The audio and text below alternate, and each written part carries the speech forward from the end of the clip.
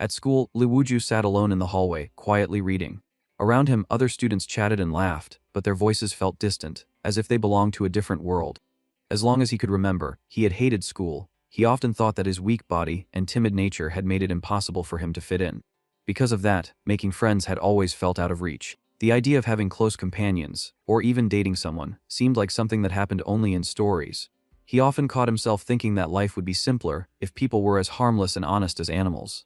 As he turned a page, he sensed someone watching him. From the far end of the hallway, a shadow detached itself and moved quickly toward him. A mysterious girl exclaimed that she had finally found him. Startled, Wuju looked up. His heart skipped when he saw the silhouette of a girl with cat ears rushing toward him. Instinctively, he raised his book like a shield as she leaned in, studying his face at close range. The strange girl murmured that something felt off and questioned whether it was only her imagination. Wuju wondered if he was dreaming. Before he could react further, the door burst open with a loud crash. The force of the impact knocked him aside. Another girl stormed in, loudly declaring that she had finally found him and demanding to know what he was doing there. Wuju quickly explained that he had nothing to do with that woman. The girl sharply asked what woman he was talking about. When Wuju turned to point, the cat-eared girl was gone. He insisted that someone had been there just seconds ago. The new girl grabbed his face, accusing him of lying and stating that liars deserved punishment. Although he repeated that he was telling the truth, she refused to listen. She dragged him back toward the classroom. Once inside, she asked how he felt. She revealed that some students had humiliated him and questioned whether the way he looked now was a punishment or perhaps even a reward. Feeling uneasy, Guju answered that yes, it was, and awkwardly added that she smelled nice. The classroom erupted in laughter. The blonde girl among them remarked that he was surprisingly funny. She commented that since he liked her scent, she could give him her sock and place it over his head. The other students stared at his flushed face and twisted the scene into something else. The blonde girl observed that he acted so shy he seemed like a girl and wondered aloud how he would ever grow into a man. Another student chimed in, claiming that he already was one because he had a wife, Beck Rabin, and adding that he had heard they lived together. Wuju immediately denied it, explaining that she only lived downstairs. The blonde girl responded that it sounded interesting and asked if they truly lived together. Wuju glanced at Beck Rabin, who sat apart from the commotion. He clarified that they did not live together and that he was merely staying at her house. His bully mockingly asked whether they had already done something she called the fruity fantastic. At that moment, Rabin rose from her seat and approached them. Standing firmly before the group, she stated that yes, they lived together and asked why it mattered to anyone. The bully Doheiji replied that it did not matter and that she was only joking. Rabin told her to stop prying into other people's lives and focus on her own. She added that smiling while picking on someone weaker made her look pathetic. Heiji's expression darkened, clearly offended. Rabin ignored her reaction. She took Wuju's hand and led him out of the classroom, leaving the others silent. In a quieter part of the school, Wuju thanked her. Rabin quickly told him not to misunderstand her intentions. She explained that she only intervened because she could not stand watching him behave like an idiot. Realizing how harsh she sounded, she shyly apologized. Wuju reflected that Rabin had been his childhood friend. She had grown into a popular girl, while he had drifted into isolation. Even so, she had always been blunt. She asked why he was so cowardly despite being a guy. She warned him that if he kept staying silent, she would end up dragged into trouble too. Just then, a cat leaped out of nowhere and landed directly on her face. Both of them screamed as they stumbled and fell, tangled together on the floor. In the chaos, Wuju found himself inches away from Rabin, his mind spinning. She muttered in confusion, asking if that had really been a cat. As Wuju tried to steady himself, he noticed something glowing faintly. The small charm hanging from Rabin's necklace shimmered with a soft light. He immediately recognized it. Years ago, he had given her that necklace. He remembered how she had excitedly asked whether she could truly keep it, since it had been a gift from his mother. He had told her that she could, explaining that she was as precious to him as his mother. Back in the present, Rabin asked what he was thinking about so deeply. She had not yet realized how close they were, and when she finally did, both of them blushed. Suddenly, the black cat reappeared. It darted toward them, snatched the necklace, and bounded toward the open window. Before disappearing, it glanced back once. Rabin noticed the necklace was gone and cried out, pleading for the cat not to take it.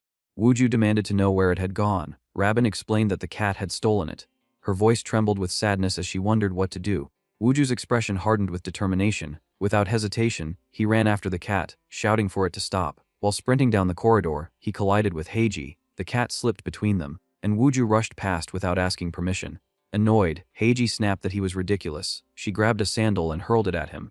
The sandal missed Wuju but struck the cat near the window. The impact sent the cat tumbling out into open air. Wuju screamed in horror and, without thinking, leaped after it. Rabin watched in shock as he disappeared from sight. As he fell, Wuju wondered if this was how he would die. He thought about all the things he still wanted to do. Then the cat spoke, calling him an idiot and reminding him that it was a cat and would survive. But he would not. Wuju stared in disbelief and questioned whether the cat had truly spoken. The cat replied in resignation that it had no choice anymore. It declared that since he had been foolish enough to jump after a cat, it would proceed. It shouted an invocation to the Magatama, proclaiming that the throne of the heavens would choose who would sit beside it, and announced that the competition of the 12 signs would begin. The necklace flared with brilliant light, and a glowing magic circle formed beneath Wuju. The cat ordered him to declare that he would serve as the judge. Though stunned, Wuju shouted the words. As he closed his eyes, the cat confirmed that everything was prepared except for the rules. Wuju did not hear the rest because he fainted. Elsewhere, a man's voice asked him what he truly desired. Confused, Wuju muttered a vague response. When he opened his eyes, he found himself in the school infirmary. The nurse asked whether he had regained consciousness. He sat up too quickly, and their heads bumped. She asked if he was all right, and he nodded. She explained that she had heard he fell from the 4th floor. Wuju said he remembered nothing. The nurse remarked, with curiosity, that he had no serious injuries and that he was free to leave. She suggested that his memory lapse might be due to the shock and warned him about possible side effects, recommending a hospital visit just in case. He thanked her and left. From a distance, someone watched him carefully. When he returned home, confusion still clouded his thoughts. He decided he should shower and rest. But as he entered his room, he froze. The black cat sat calmly on his bed. He shouted that it was the thief cat. The cat replied sarcastically that the necklace had belonged to it from the beginning. Wuju blinked, questioning whether the cat could truly speak. He began hitting his head lightly against the wall, wondering if this was a side effect from the fall, just as the nurse had warned. The cat cut him off, demanding to know why he was pretending. It declared that he was now the judge and warned him not to make it regret choosing him. Still skeptical, Wuju asked what that meant. The cat grew irritated and questioned whether he genuinely remembered nothing or was simply acting clueless. Finally, it declared that it would force him to remember and leaped at him. Meanwhile, Beck Rabin stood outside, glancing toward Wuju's window. She wondered whether he was all right and thought he should have arrived home by now. Suddenly, she heard a scream. Without hesitation, she rushed upstairs and burst into his room. When she flung the door open, she froze. Wuju stood there with a girl who had cat ears, and neither clothes. The situation could not have been more chaotic. Rabin screamed at the sight. Wuju also screamed in shock. The cat-eared girl calmly asked whether he remembered now. Rabin turned and ran down the hall, shouting for her mother and warning everyone that there was a naked girl in Wuju's house. Wuju stood there, stunned, unable to speak. The cat girl commented casually that she could breathe much better now. Still bewildered, Wuju asked who she was. The girl explained that she was the black cat from that morning, and reminded him that they had even fallen together. With a cheerful smile, she introduced herself as Nina and expressed hope that they would get along well. Wuju stared at her, utterly lost, wondering what she wanted from him. From elsewhere in the house, Rabin screamed again, calling for her mother and accusing Wuju of bringing a naked woman into the house. In the middle of the uproar, Wuju could only stand frozen. Rabin's mother soon arrived. Rabin stood nearby, watching anxiously. Her mother asked whether her daughter was still half asleep and questioned what time it was. Wuju politely greeted her, and she greeted him in return, commenting that it had been a while since she last saw him. Rabin, still shaken, says that this cannot possibly be real. Her mother barely reacts to her distress. She casually walks away and asks Wuju if he would like to join them for dinner, adding that they will wait for him. Wuju thanks her politely, while Rabin insists that her mother should at least wait and listen. A soft meow sounds behind Wuju. The black cat has appeared again. Rabin returns mid-sentence, saying that now that she thinks about it, only to freeze when she notices him standing in front of the cat. It is Nina, who takes every chance to tease him whenever Rabin looks away or steps out of the room. Wuju quickly says that everything is fine and asks Nina to stop for now. He requests that she remain in her cat form. Then he gathers a few pillows, arranges them on the floor, and tells her to make herself comfortable. Nina obliges, dropping onto the cushions as if she owns the place. Wuju sits back, rubbing his temples, wondering what is actually happening. Nina suggests that perhaps something went wrong when they fell from the building. He asks her what she means by the 12 zodiac signs and whether she is referring to the old folk tale. Nina looks puzzled at the mention of a tale, then admits that it has been a very long time. She explains that it is not just a story, but a competition that has not taken place in 3,000 years. Wuju lies down trying to sleep, thinking that his life has become absurd overnight. The cat confirms that everything she has said is true and adds that she had no choice but to select him. She asks for his understanding and calls him Mr. Judge. Half asleep, Wuju mutters that he understands nothing and that it all sounds ridiculous. His thoughts drift, and he slips into a dream. In that memory, a blond man stands surrounded by small animals. He gently pets one of them and says that he must leave. He asks if any of them wish to accompany him. Every animal nods eagerly. The man, however, looks saddened and explains that not all of them can sit beside him. There are only 12 thrones, and those seats must be earned through a competition. The next morning, Wuju mumbles in his sleep before jolting awake. He wonders whether everything was just a dream. Relieved, he thinks it is not too late for school, but then remembers what happened the day before. He has no desire to return, yet he forces himself to get dressed. Nina watches him quietly as he leaves. Once alone, she heads downstairs, transforms into her human form, and enters Rabin's room. She opens the closet and calmly begins selecting clothes for herself. At school, Wuju reassures himself that at least Heiji is absent, so perhaps today will be peaceful. Then he overhears someone mention that Rabin has not shown up either and speculate that it might be because of what happened with him. His stomach tightens. He remembers how Rabin stood up for him. Anxiety takes over. He stands abruptly and begins searching every classroom, wondering if something happened because of him. When he cannot find her, he runs out of school and heads to her house. He knocks frantically and asks if Rabin is home. Her mother replies that they left together for school earlier that morning. Wuju explains that they might have gotten separated on the way. As he searches the streets, he notices that she is not answering messages or calls. A heavy sense of dread settles over him. Suddenly, Nina appears beside him. He jumps in surprise, first calling her a cat before correcting himself and addressing her as Nina. He asks what she is doing walking around in human form, and what would happen if someone noticed her true nature. She replies that she covered her ears. Wuju points out that her tail is still visible. Still, he does not press the issue and instead urgently asks whether she has seen Rabin. Nina asks if he means the girl from yesterday and calmly states that it has already begun. Confused, Wuju demands to know what she means. Nina smiles and explains that the descent of the 12 zodiac gods has started. At that very moment, a pillar of light shoots up into the sky nearby. Wuju panics and asks what that was. Nina grabs his hand and says they must go there immediately. As they run, she tells him to listen carefully. The ceremony has begun. The 12 gods are descending into the human world to compete, and she believes one of them has targeted that girl. Wuju asks if she means Rabin and demands to know why they would choose her. Nina answers that it is a long story. Wuju insists on an explanation. She tells him that above all, he is the judge, and it is his responsibility to ensure that all 12 gods participate in the game. He stands stunned and asks what will happen if he fails. Nina answers bluntly that if he cannot fulfill his role, that girl will be devoured by the gods. The words hit him like a blow. Nina smiles faintly and tells him to do his best. They arrive at an abandoned warehouse. Wuju rushes inside, shouting Rabin's name and asking if she is there. He sees her and tries to move closer, but Rabin screams at him not to approach. He asks what is wrong. She shouts again for him to stay back and suddenly bolts past him. Wuju watches in disbelief, wondering why she is moving so fast. Nina tells him that they must follow her, because she is not fully possessed yet. They chase her up the stairs toward the rooftop. Wuju yells that she needs to participate in the competition between the 12 zodiac signs, whatever that truly means, so her body can return to normal. He and Nina leap forward to catch her, but Rabin dodges effortlessly and gains distance. Nina comments that their first opponent is the 4th seed of the zodiac, the rabbit. Wuju, unable to process what he is hearing, asks what she is talking about. Rabin suddenly lands on the far side of the building, right before his eyes. He stumbles and falls to the ground in shock. Nina mutters in frustration that among all the gods, the rabbit is the most troublesome. Wuju remains frozen until Nina grabs his hand and tells him that there is no time to panic. He struggles to accept that his friend just leaped from such a height. Nina shakes him and warns that if they hesitate, she will escape completely. Without another word, she pulls him off the rooftop. They plummet rapidly. Wuju feels the wind roar past him until Nina tells him not to be afraid. She shares her power with him, and suddenly his body spins through the air with impossible control. They land smoothly on their feet. Nina asks what he thinks and whether it was not incredible, explaining that she lent him her ability. Wuju can barely respond, overwhelmed. A scream cuts through the air. He looks up and sees Rabin, her body partially transformed. Horror spreads across his face. Nina warns him that they must capture her before the possession completes.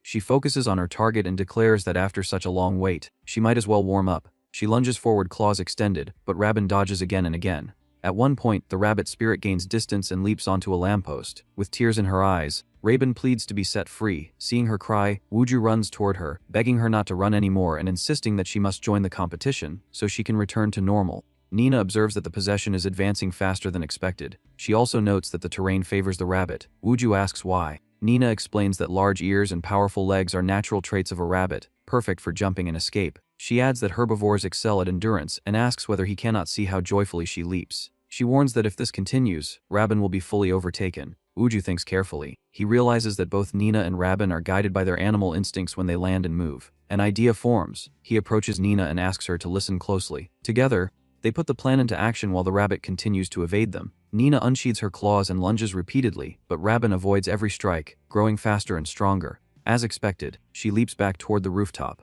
Nina smiles faintly. Meanwhile, Wooju races up the stairs. He reflects that carnivores are sprinters, while herbivores are built for long distances. An escaping herbivore cannot be caught in open ground. That is why he told Nina earlier that they needed to hunt together and corner their prey.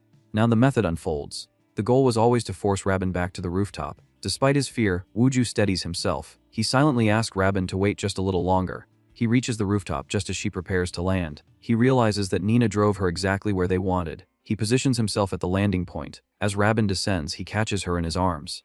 The spirit within her screams that it refuses to leave and struggles violently. Nina shouts that Rabin is losing herself and that they must force her into participation. She orders Wooju not to let go under any circumstances. He tightens his grip and declares that he will never let her go, that he will stay by her side forever, and that she was the one who reached out to him first. He insists that this time she will not run away. His voice rings with determination as he repeats that he will not release her.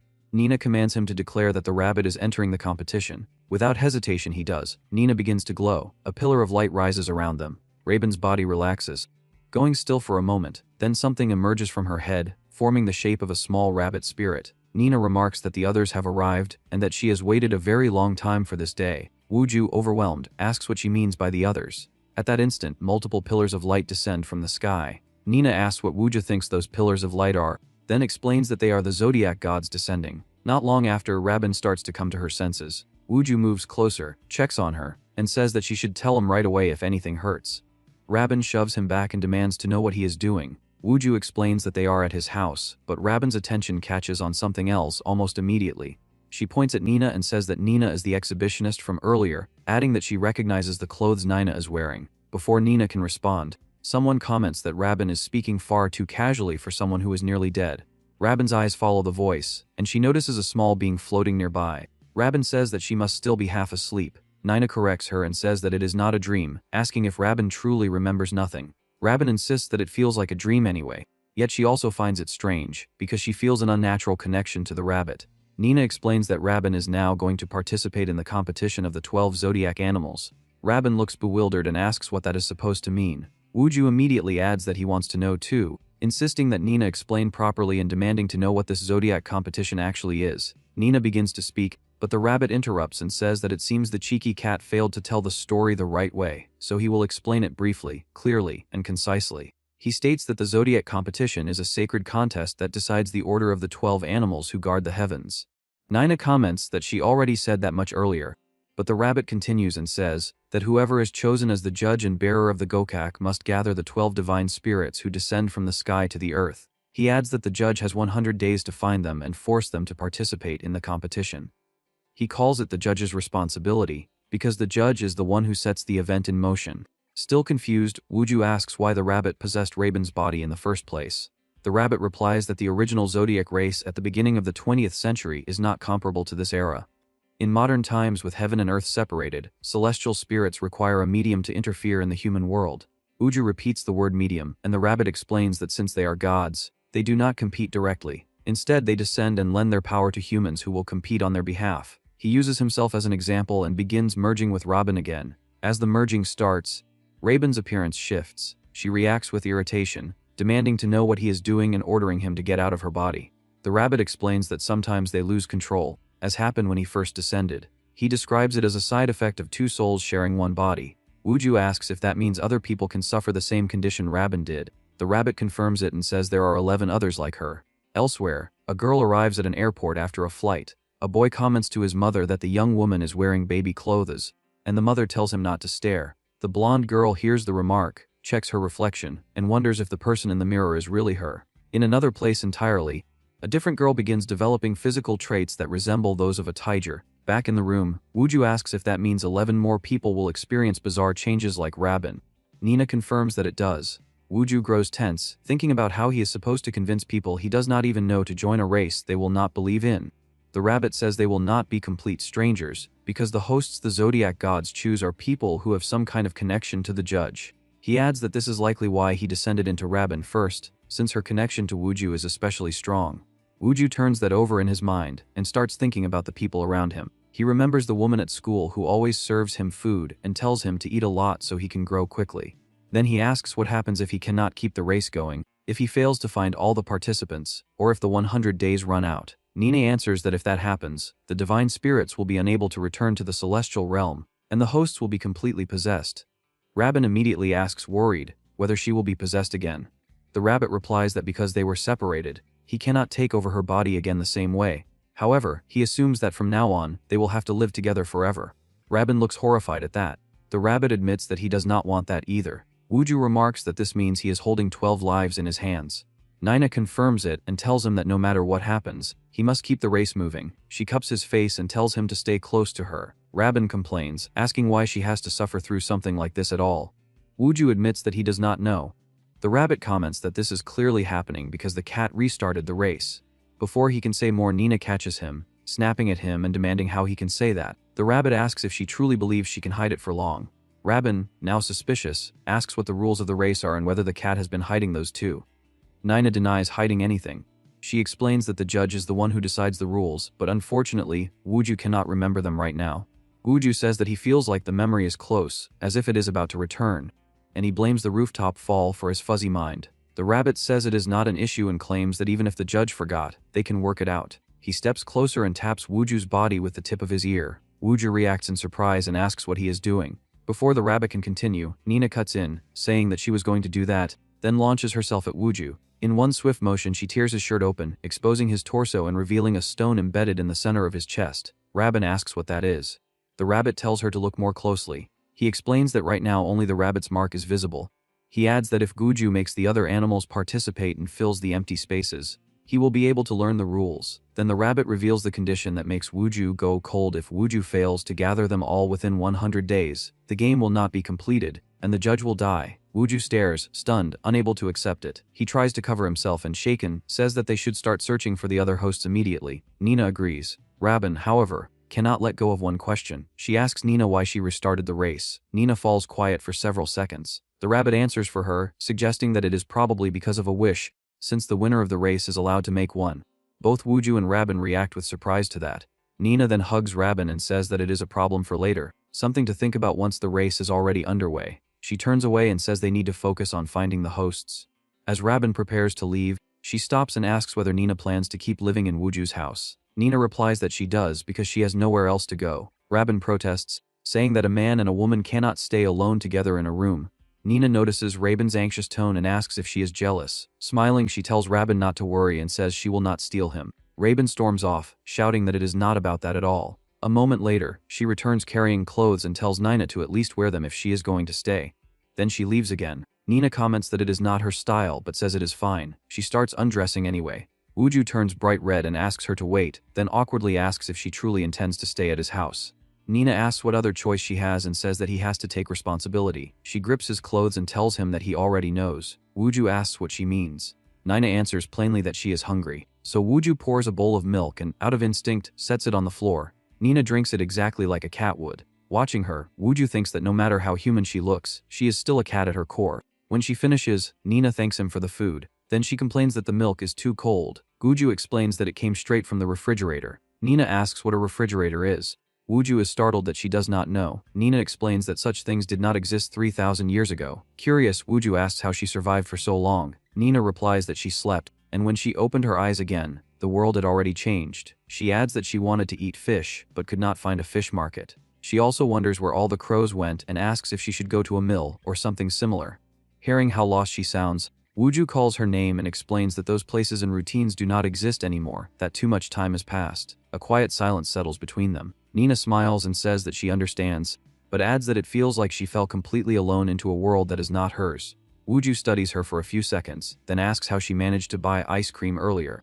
Nina answers that she smelled something like milk from a box, so she opened it and ate what was inside. Wooju interprets that as stealing. Nina argues that she did not know what it was. She lowers her head slightly. Wooju thinks for a moment, then says that he wants to take a short walk and asks if she would like to come with him. Nina looks amazed by the invitation. She springs up, grabs his hand, and says that she wants to go with him. Smiling brightly, she says it will be fun. Night has already fallen when they step into the city together, walking hand in hand. Nina stares at everything like it is magic. She nearly gets into a fight with another cat, pokes at vending machines like they are suspicious creatures, and tries them out anyway. Later, she drinks a soda while looking out at the city from a rooftop. They stop by an ice cream shop, and Wooju explains how to buy ice cream properly and how to eat it. He asks her not to steal next time and offers her a popsicle. When he accidentally touches her cheek with the ice cream, Nina flinches in surprise. Wooju immediately apologizes. Nina simply tastes the ice cream smeared on her face and says it is delicious, then takes the popsicle and begins enjoying it properly. Wooju watches her up close and thinks that she looks like a little girl. Just then, they hear the door open. 2 more people step into the shop. The young man tells the girl that places without staff are perfect for dates. She asks why he thinks that. He explains that couples often go there to kiss in private. Nearby, Wooju and Nina quickly hide when they notice them. The boy approaches the girl and suggests that they should kiss. She initially refuses, but judging from the sounds that follow, Wooju understands that they end up doing it anyway. Flustered, Wooju pulls his cap down onto Nina's head and rushes out like a bolt of lightning, apologizing to the couple as he passes. Once they are back home, he says that the situation felt too risky and that they should end the outing for the day. Nina, clearly curious, asks why he suddenly ran off like that. He apologizes again. Nina explains that she got dirty. Wooju apologizes once more and tells her she should wash herself. Nina agrees, but proceeds in her own unusual way. When he sees how she is doing it, he asks what she thinks she is doing. He gently pushes her toward the sink and tells her to wash properly with water. Nina protests that her fur will get wet and says that cats do not wash like that. Wooju points out that she does not currently have fur in that form.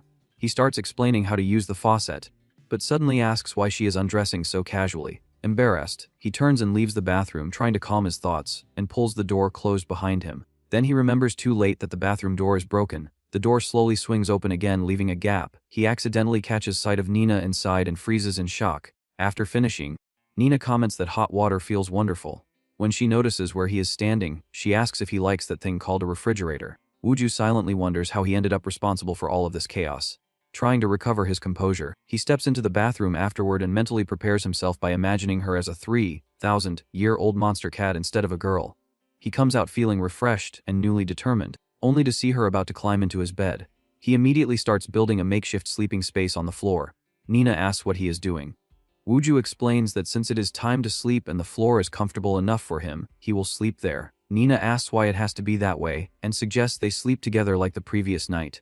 That completely derails his thoughts, and he starts listing countless excuses. Nina then turns into her cat form and jumps onto him, making it clear that she only meant sleeping beside him as a cat. Wooju realizes that if that is the case, it is acceptable. Nina reflects that his reaction was predictable and that a human arm is warm. Later, Wooju looks at her curled up and thinks that this proves she really is just a cat at heart. He eventually falls asleep. The next morning, he slowly wakes and wonders when he drifted off. As his eyes focus, he realizes he is face to face with Nina in her human form. He shouts her name in surprise. Nina wakes and calmly greets him. He explains that he has to go to school. Nina asks if school is like a sudang, a traditional academy. He confirms that it is similar. Nina says she wants to go too, sounding excited. The idea shocks him and he quickly imagines how chaotic that would be. He asks her to wait at home because she cannot come along. Outside his building, Rabin is already waiting and wondering why he is taking so long. When she sees him, she greets him with relief. But her expression shifts when she spots Nina nearby. She turns and starts walking ahead alone, wondering why he is blushing so much. Behind him, Nina says that since he insisted, she will not follow him to school. She tells him to behave properly. He answers that he understands. She adds that he should stay alert around anyone suspicious, find the hosts, and make them join the race. He promises that he will. He tells her to stay home and not wander around causing trouble like before. After he leaves, Nina smiles, transforms, and slips out as well. At school, Wooju worries about how he can possibly find the hosts when he barely knows anyone. He also notices that no one is acting strangely like Rabin did. He decides that first he should focus on simply getting through the day. When he opens the classroom door, he notices many empty seats. Some students ask why so many are absent. Others say they are not sure, but none of the usual troublemakers showed up, which makes the room feel unusually peaceful. The teacher enters and tells everyone to sit. Seeing the absences, she explains that several students are hospitalized. The class starts speculating about gang fights and traffic accidents, but she tells them to be quiet and says the staff is handling it, warning them not to spread rumors or create panic. She then tells the class representative to begin the greeting. After class, Wooju thinks about how quiet everything feels and wonders if school was always like this. He remembers that he needs to return some library books. He heads there, returns them, and thinks it would be nice if every day were this calm. As he hands over the books, his fingers brush the receptionist's hand. They both pull back and apologize. She looks at his selections and says that his reading choices are cute. He replies that it is because he likes animals. She says she knows and explains that she often sees him in the biology and natural science sections. That makes him blush. He thinks that if he had known, he would have chosen more advanced titles. She then tells him that if he is done, he should head out. He leaves quickly, feeling embarrassed and wondering how he can show his face there again. Right outside, he bumps straight into Rabin. Their heads knock together. He apologizes at once and calls her by name. She scolds him for walking without looking. He apologizes again. She asks whether he has seen anyone suspicious. Then she studies him, grabs his arm, and says this will not do, that she needs to check something properly. He asks where she is dragging him. She explains that since gods are descending directly into humans, they should search crowded areas first. He says she is very smart for thinking that way. She asks why he is being oddly evasive. He says there is nothing to explain. A memory surfaces, and he comments that she used to look cute back then. She asks if she is not cute now as well. She then remembers something else and points out that among the people at school connected to him, there are also delinquents. He agrees nervously. Noticing his expression, she asks if he feels okay. He says that his chest suddenly hurts. He assures her it is nothing serious and says he will visit the infirmary and come back soon. After he leaves, Rabin overhears some thugs talking and thinks that one of them might be a Zodiac host. She follows and hears them asking if everyone is gathered and why some arrived late. She hears them question what happened to Sazine and the others and whether it was really a bicycle accident, like the teacher claimed. A boy answers that it probably was not and that rumors say someone beat them badly and sent them to the hospital. Rabin is shocked. Her shock deepens when she sees a boy get thrown through the air, revealing that the attacker is a girl with glasses. Meanwhile, in the infirmary, Wooju asks the doctor if he can leave. She says no and moves closer in a way that makes him uneasy. She says the treatment is not finished and starts unbuttoning his shirt, repeating that the treatment is not done, which leaves him confused. Earlier, he had walked the hallway wondering why his chest felt so tight. He entered the infirmary and called for the doctor. When he saw her, he apologized because she was adjusting her stockings. She explained that they had a hole. His heart started racing, and he wondered why it felt so intense, like fear, though he insists to himself that it is not fear but something different. She takes hold of him and asks if he came because his chest hurts. Hearing that makes the burning sensation worse. He confirms that it suddenly started. She places a hand on his chest and asks if the pain is there. She says it feels like burning around the solar plexus and that she has a guess what it is. She tells him to sit immediately. He obeys, thinking she is just doing a checkup, though he worries about her strange tone. She corrects him and tells him to sit on the examination table instead and hurry. Startled, he complies. She instructs him to remove his shirt. When he hesitates, she warns that otherwise she will remove it herself. He quickly says he will do it. She touches his chest with one finger and repeats the question about the pain. Then she reveals that she cast a resonance spell and that his dizziness comes from not being used to divine power yet. She adds that later such a crude method will not work on him. He asks what she means. He tries to tell her to wait, but she whispers that he is lucky. Her form begins to change, and she says she will make it hurt now. She reveals a monstrous shape and prepares a tail-like weapon to strike, but Wooju manages to dodge. Elsewhere, the glasses-wearing girl continues attacking students. Others rush to help a fallen boy and demand to know who she is. She shifts her stance, strikes again, and transforms further, exposing her true nature as she grabs a student by the neck. The boy cries out for help. She studies him briefly, then drops him only to pin him down with her foot. When he asks why she is doing this, she says she needs no reason to hit people and continues the assault. Rabin watches all of it unfold while trying to call Wooju. When he does not answer, she wonders what he is doing at such a critical time. A sudden scream startles her, and she drops her phone. The transformed girl notices the sound and looks toward Rabin's direction, but before she can spot her, Rabin slips away and hides. Wooju is still panting when the infirmary doctor calmly admits that she had intended to dispose of him without pain, then wonders aloud whether she now has to kill him slowly instead. Terror hits him all at once. He screams and bolts out of the infirmary, and at the same time the snake woman lunges after him in pursuit. As he runs, Wooju catches glimpses of her closing in and wonders if she is another host. He scans desperately for somewhere to hide, spots an empty classroom, and slips inside. He holds his breath and stays still for a few seconds. To his surprise, the burning pressure in his chest fades away. Even with the pain easing, he has no idea what to do next. He barely has time to think before the snake woman finds him anyway, using an ability that tracks the heat radiating from his body. She strikes, but Wooju manages to dodge at the last second. The woman looks at him with certainty and says that she has already found him. Wooju's mind goes cold, and he thinks it is over. Then Rabin appears, grabs him, and drags him into a sprint before the snake can finish the attack. While being pulled along, Wooju asks why Rabin has returned to that transformed state. Rabin answers that she does not know why it happened. She explains that she heard him scream and came to check on him. Still gripping his hand, she demands to know what that was and what kind of monster the school doctor turned into. Wooju blurts out that he went to the infirmary, and the doctor suddenly started taking off her stockings.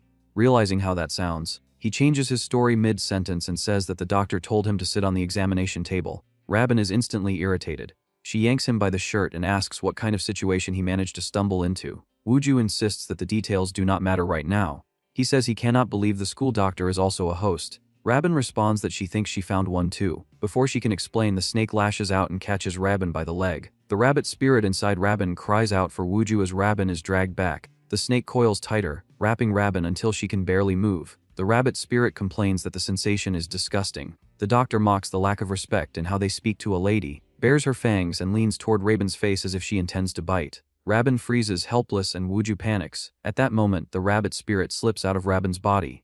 The snake snatches it up immediately. She says that since it is only a rabbit, its divine power is probably low. She admits it has grown a little, but still calls it nothing more than a small appetizer. Rabin reaches toward the rabbit spirit in desperation. The snake says she will dispose of the appetizer first, then take her time enjoying the main course. Before she can bite down, a window shatters. A figure crashes through and kicks the snake square in the face. Wuju stares, stunned, and then recognizes who it is. It is Nina. Nina notices Wuju and greets him as if she simply walked in. Wuju asks how she managed to get to the school. Rabin, seeing Nina, weakly comments that the cat is a thief, and then faints. Wuju tells Nina to take Rabin because she does not look well. Nina replies that fainting cannot be avoided and explains that the snake absorbed all of Rabin's divine power. Nina adds that she will deal with Rabin first and explain everything later. Wuju asks if Nina intends to handle the snake herself. Nina answers that the snake is nothing more than a punching bag, then launches into the fight. Watching her charge, Wuju tries to steady himself with logic. He thinks that a snake's reaction time is around 4 milliseconds while a cat's is around 20, so maybe they can actually win. His hope vanishes in an instant when Nina is hurled back toward him and slams into a pillar. Wuju asks if she is alright. Nina admits that, just like he suspected, it is already too late. She tells him to take the rabbit spirit for now. Wuju asks why. Nina, annoyed, snaps that the reason should be obvious and says it is so they can run. She grabs him and sprints at full speed away from the snake. As they flee, Wuju blurts out that Rabin fainted, the school nurse turned into a monster, and none of it makes sense. Nina says it is exactly what she told him earlier: the snake stole Rabin's divine power. Wuju asks what divine power even is, and the snake nearly catches them in that moment, closing the distance with terrifying speed. Nina explains while running that divine power is the vital energy granted by the heavens, the source that fuels a divine spirit. She says that originally a spirit can draw nearly limitless strength from nature, but once the race begins and they descend to Earth, they lose that access. If their original divine power runs out, they become powerless. Wuju asks what they are supposed to do then. Nina continues, saying that spirits can burn the host's own vital energy or steal divine power from other spirits. She says that is exactly what happened here. Wuju asks if Rabin fainted because her divine power was drained. Nina confirms it and adds that Rabin can recover naturally over time. Nina also mentions that there is another way to restore it. Relief flashes through Wuju and he asks what the other way is. Nina cuts him off and says this is not the time to worry about Rabin. She stops abruptly, turns to face their pursuer, and says that they are in serious trouble right now. The snake attacks. The blow is so violent that it cracks the school structure and flings them apart, sending one flying to one side and the other to the opposite side. Wuju lands hard, scrambling to his feet, and shouts Nina's name while asking if she is injured. Nina curses under her breath and says that given the circumstances, he should at least run and escape. Wuju does not understand. Nina explains that he may not realize it yet, but his body has become the judge. She says that he is now in a state where infinite divine power overflows from him like a river. She adds that the snake likely does not want to participate in the race at all. Nina suggests the snake wants to become the strongest monster by devouring the judge. Wuju processes it with sick dread and realizes that he is basically an energy generator that everyone wants. He immediately says that if that is the case, he can simply give them his divine power. Nina sharply tells him not to do that. She explains that the only way to steal the judge's divine power is to devour the judge completely, and that would mean Wuju's death. Wuju is left hollow. Realizing there is nothing he can offer without dying, Nina steps in front of him and declares that if the snake catches him, the race ends. She says she will try to hold the snake back and orders him to run. She dives into combat again. The clash is brutal. Nina moves fast, but she realizes she does not have enough power to actually injure her opponent. Wuju glances toward the exit, but his feet refuse to move. He thinks he cannot abandon Nina there. Nina dodges a strike, but it is a trap. The snake's tail whips around and catches her. The snake says she has Nina now. She draws closer and mocks Nina, saying that when cornered she acts like a rat, the animal she hates most. Nina snaps that the snake talks too much. The response enrages the snake. She squeezes tighter and calls Nina a hairy nuisance, ordering her to quietly become food. The snake lunges in to bite. Wuju screams Nina's name. What drops into his arms is Nina's limp body. Her divine power is gone and she faints. The snake thanks her for the meal and says her power is now overflowing. She boasts that with so much power, perhaps she can become the new sky. Even while fading, Nina calls Wuju an idiot and reminds him that she told him to run. Wuju still does not move. He looks at the two unconscious girls, Nina and Raben, while the snake begins to glow with rising power. Wooju thinks that this happened because he is weak. The snake comments again that power is overflowing within her and that she feels renewed. Her form shifts into her true shape, a massive cobra. She looks at Wooju and tells him not to be too sad. Because she plans to swallow all of them together, she lunges to attack. Wooju's mind fills with guilt. He thinks that everything is his fault, and he wishes, desperately, that he had even a little more strength. He cries out that he is sorry for everyone. Before the cobra can reach him, a brilliant light erupts. The glow floods the space, and in that instant it becomes clear that Wooju has stopped the attack. Nina, barely conscious, stares at him in disbelief, not understanding what she is seeing. The snake recoils and shouts that it is impossible, demanding to know what that is. Nina, shocked, asks how such a thing is possible. The cobra snarls that Nina should not distract her, especially when faced with that kind of power. A second version of Wooju, radiant and composed, steps forward and declares that the snake will participate in the race. As soon as he says it, a luminous circle forms above the serpent spirit, flooding the entire area with blinding light. Far away, in what feels like another place entirely, Wooju slowly regains consciousness. He looks around in confusion and wonders where he is, questioning whether everything that happened was only a dream. He notices someone ahead of him, and wonders if it is Nina. He calls out, but when he tries to reach her, she passes straight through him as if he were nothing more than air. Startled, he asks himself what just happened. Driven by curiosity, he follows her.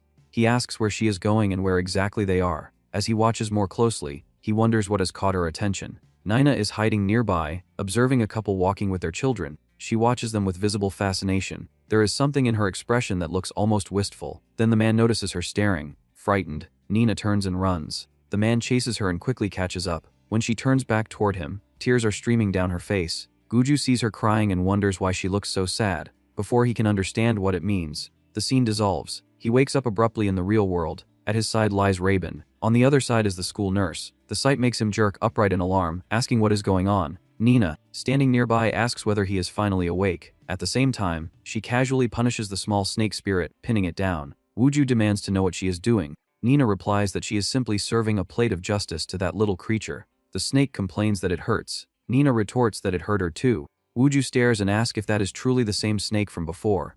Nina confirms it and explains that the host of the creature is the nurse. Wooju recalls the monstrous cobra and asks whether hosts can truly become beasts that devour others. Nina explains that the snake regained its original form by absorbing both her divine power and the rabbit's. She says that what happened was complete possession. The divine spirit fully took control, leaving the host no longer in her right mind. In that state, she explains, the host acts according to the deepest desires of the divine spirit and their own suppressed impulses. Wooju asks if that means the nurse secretly wished to become some kind of supreme being. Nina shakes her head and clarifies that the nurse's own spiritual energy was extremely weak, which allowed the snake's desires to dominate completely. The snake, still restrained, says that she was lucky in that with just a little more time, everything would have ended. Nina scolds her harshly, calling her shameless for nearly ruining the race. Wooju then remembers the moment before he was devoured and asks how Nina managed to defeat the snake when he had been completely cornered. The snake also brings it up, demanding to know what that mysterious power was. Nina hesitates and says that perhaps it was that power, but then corrects herself and says it must have been the judge's power. She explains that she does not fully understand it either, but sometimes the judge gains a special ability in order to force divine spirits to participate in the race. Wooju asks if that means he carries something divine inside him. Nina answers yes and reminds him that this is why he survived falling from such a height earlier. Relieved that everyone is alive, Wooju asks if Raben and the nurse will wake up soon. Nina's expression turns serious. She asks why he speaks so lightly about it and warns him that if they are left as they are, they could die. His heart drops. He asks whether they are not simply unconscious. Nina explains that Raben lost all her divine power, and the nurse was on the verge of complete possession. In such conditions, she says, they cannot simply wake up on their own. The rabbit spirit adds that in the worst-case scenario, their lives are truly at risk. The snake, subdued now, admits that she was overwhelmed with excitement upon descending to the human world after so long, and that she dragged innocent humans into the chaos. Nina comments that she understands. For a divine spirit, she says divine power is like an addictive herb. Once tasted, it is hard to resist. Wooju silently compares it to a dangerous drug. Then he stands abruptly and asks what they should do. Nina tells him not to panic. She says that there is a walking treasure of divine power right here. He asks where. She steps forward and taps the glowing symbol embedded in the center of his chest. Wooju frowns, remembering that she previously said giving away his divine power could cost him his life. He reminds her that she claimed the only way to steal it was to devour the judge entirely. Nina calls him overly cautious and clarifies that stealing divine power by force requires devouring the judge. However, she explains that a host is like a vessel that can contain divine power. To exceed the vessel's limits would require consuming him, but sharing divine power in controlled amounts is possible. Wooju realizes that this could save Rabin and Nina. Without hesitation, he asks how he can share it. Nina takes his hand and says that it works like this. As she moves closer, he nervously tells her not to joke. She assures him that she is serious. She then tells him to take Rabin's hand as well. He does. Immediately, the rabbit spirit begins to glow, saying that divine power is flowing into her. Wooju asks if this is truly working. Nina confirms that direct contact with the judge, aside from natural recovery, is the only way to restore divine power. Wooju then asks how long they must remain like this. Nina replies that they will need to stay connected until morning. She adds that the nurse requires the same treatment. She casually remarks that it seems they will have to sleep like that. Wooju stiffens and wonders how he is supposed to sleep sandwiched between two women. Before he can protest further, Nina jumps on him and says that she wants more divine power too, adding that the warmth feels pleasant. Wooju flusters and asks whether they truly must remain like this all night. Elsewhere, in a neat bedroom, a mother calls to her daughter and asks her not to lock herself inside. She urges her to come out. The girl, however, sits eating and wonders how she could possibly go to school looking like this. The spirit of the pig has taken residence within her, the same girl who once bullied Wooju. At the same time, near the school gym, another figure appears. That person begins activating their power. Clouds gather unnaturally overhead, swirling tighter and tighter. A storm forms and lightning begins to strike, eventually slamming down directly onto the gym. Back in Wooju's room, he remains wide awake. The situation feels unbearably awkward. He wonders whether their divine power has fully recovered yet. He studies the heart-shaped mark on his chest and imagines it as a battery indicator, reflecting how much energy remains. He begins to feel drained and suspects that sharing sacred energy comes with fatigue. He remembers how close they came to dying. He wonders what might happen next time and concludes that he must prepare himself. He briefly considers waking them but decides against it. They are sleeping deeply and he chooses to wait. After a while, his leg goes numb. He stretches it carefully, but the movement causes Nina to shift closer. Suddenly her face is inches from his. He notices how close they are, close enough to kiss. He wonders whether that might happen. He admits to himself that his first kiss should be with someone he truly likes. At that exact moment, a thunderbolt crashes outside. Rabin jolts awake and immediately sees the two of them nearly face to face. Shock spreads across her expression. Wooju notices her reaction. Rabin jumps up and demands an explanation. Wooju insists that it is not what it looks like. Rabin accuses him of trying to kiss Nina while she was asleep. He protests that it is a misunderstanding and insists that they did not kiss. Then Rabin notices something else. She asks whether the woman lying beside them is not the school nurse and demands to know what she is doing there. The nurse suddenly wakes as well, asking where she is. All of them stare at one another and then scream simultaneously. Later, the nurse, now dressed in Rabin's spare clothes, introduces herself properly as Hoigin. She asks if Nina is truly the cat who restarted the 12 Zodiac tournament thousands of years ago. She asks if Guju is truly the judge of that tournament. She asks whether the people around them have become hosts possessed by animal spirits. She recounts that she remembers losing control and that he had to stop her, forcing her to participate in the tournament. Rabin comments that it would be natural for an adult not to believe such an unbelievable story, admitting that even she doubted it at first. Hoijin shakes her head and says that she does believe them. Rabin looks surprised. The nurse explains that she can see the spirit clearly before her eyes. Although her memory is fragmented, she feels certain they are not lying. Most importantly, she says she senses a connection to that small serpent spirit. She adds that the sketches she made recently now make more sense, though they are still confusing. Nina, slightly embarrassed, says that details aside, what truly matters is that if the 12 Zodiac tournament does not begin properly within 100 days, none of them will return to normal lives. Hoijin nods and says she understands. As a teacher, she cannot stand by while her students are in danger. She says that if there is anything she can do to help, they only need to tell her. Wooju thanks her sincerely and admits that hearing those words gives him strength. Without warning, Hoijin unbuttons part of her shirt and leans closer to examine the glowing mark on Wooju's chest. As she studies it, the symbol begins to shine more brightly. She asks whether, without knowing the names of the 12 Zodiac spirits, the details of the game will remain hidden. Wooju, flustered, asks what she is doing and why she suddenly moves so close. Hoijin quickly apologizes. She explains that she became curious when he referred to everything as a game and wanted to understand the mechanism behind it. Wooju nods, realizing she is thinking like a teacher trying to analyze a problem. A moment later, she looks startled and asks whether they should not already be at school. Wooju gently reminds her that it is Saturday. She thanks him with mild embarrassment and then collapses backward onto the bed, exhausted. Watching her, Wooju reflects that beneath everything, the nurse is still just an ordinary person caught up in something beyond her control. Hoijin then comments that if all the possessed students attend the same school, perhaps they are causing trouble outside campus during the weekend. Nina remarks that if that is true, it might actually make their search easier. Rabin suddenly says that she discovered another host the previous day. Wooju apologizes, admitting that they interrupted her before she could explain. Rabin continues, saying that based on the shape of the horn she saw, she suspects the spirit might be the sheep. She recalls witnessing that person beating up several school delinquents. Nina frowns and says that the sheep spirit is not normally violent. She suggests that perhaps it is acting in accordance with the host's personal desires, which would make the situation even more dangerous. She asks whether Rabin saw the person's face clearly. Rabin answers that the individual wore a mask, so she could not identify them. Nina presses her, asking whether she noticed any other distinctive feature. Rabin hesitates and says that she remembers square glasses, though she admits she is not completely certain. Wooju falls into thought. Elsewhere, rain pours down heavily. A girl wearing glasses and a mask crouches under the storm and places something on the ground. Not far away, a very large customer rushes into a convenience store, grabs armfuls of junk food, and thinks that no matter how much she eats, she is always starving. At the register, the cashier with square glasses watches her carefully. The customer snaps at her, telling her to stop daydreaming and hurry up. The cashier rings up the items in silence. The woman leaves, bumping clumsily into umbrellas near the exit. After a brief pause, the cashier removes her mask. In a low voice, she says that she has found her. Back at Wooju's house, he continues thinking about the person with square glasses. He admits that no matter how hard he tries, he cannot recall anyone matching that description. Rabin calls his name with growing concern, pulling him out of his thoughts. Before he can respond, Hoi-jin steps between them and laughs softly, saying that they all look exhausted. She suggests that after such a difficult day, they should rest. She adds that since they have no idea what might happen next, rushing forward blindly would be foolish. It would be better to regroup and proceed carefully.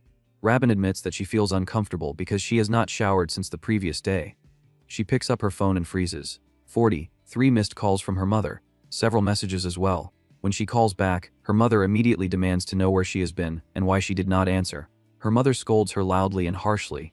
Rabin quickly explains that she fell asleep at Wooju's house while doing homework. Her mother grows even more upset, accusing her of inappropriate behavior. Rabin hurriedly insists that it is not what she thinks. After that, Hoi-jin prepares to leave. She tells them to inform her immediately if anything else happens. Wooju nods and wishes her a safe trip home. He also tells Rabin to be careful. Rabin responds that he must contact her right away if something happens. Nina cuts in, warning Rabin to be cautious around anyone acting strangely. Rabin replies irritably that she already understands. As soon as Rabin turns to leave, Nina suddenly grabs Wooju and shakes him, telling him to remember. He looks completely bewildered. Rabin watches this scene, her irritation rising, and walks away angrily, leaving Wooju confused. On her way home, Rabin replays the image of Wooju nearly kissing Nina. She admits to herself that every time she sees them together, something twists inside her. She wonders why it bothers her so much. It feels suspiciously like jealousy. Back at the house, Nina mutters that Rabin is cute. Wooju asks whether she said something. Nina glances sideways at him, jumps onto him, and says it is nothing. She quickly changes the subject, declaring that she is hungry and asking for food. Wooju says he will prepare something, thinking that taking care of a cat cannot be that difficult. However, when he checks the pantry, he finds it empty. He realizes that with another mouth to feed, he must have run out of supplies. He announces that he is going to the convenience store and asks whether Nina wants to come. She refuses, sounding annoyed. He reminds her that she was excited to go out before. She replies that it is raining and she hates rain. He nods and tells her he will return soon, asking her to wait. Wooju steps outside into the heavy rain and heads toward the store. The downpour is stronger than he expected. Distracted by his thoughts, he collides with someone. It is the girl from the store. They both crouch to pick up the fallen items while she curses under her breath. After gathering everything, she leaves quickly. Wooju remains standing there, thinking that her voice sounded familiar, almost like Heiji's. He immediately dismisses the thought because her appearance is completely different. Then suspicion creeps in. If she is a host of a divine spirit, that could explain a drastic physical transformation. He decides to follow her. As he does, he senses another presence. Turning around, he sees Ji-eun. He recalls Rabin's description of someone beating up delinquents while wearing square glasses. He begins to suspect that the host Rabin mentioned could be Ji-eun. Meanwhile, Heiji continues running. She senses that someone is following her and stops briefly, but then accelerates again. The feeling of being hunted grows unbearable. She shouts for whoever it is to leave her alone. She curses and demands that they reveal themselves, insisting she noticed them trailing her since the store. Ji-eun steps into view. In a cold tone, she remarks that Heiji's tough attitude does not match her appearance. Without hesitation, she reveals her transformed state and declares that she intends to eliminate her. Heiji screams and runs with all her strength. Ji-eun pursues relentlessly. When Heiji reaches her apartment building, she frantically presses the elevator button, begging it to hurry.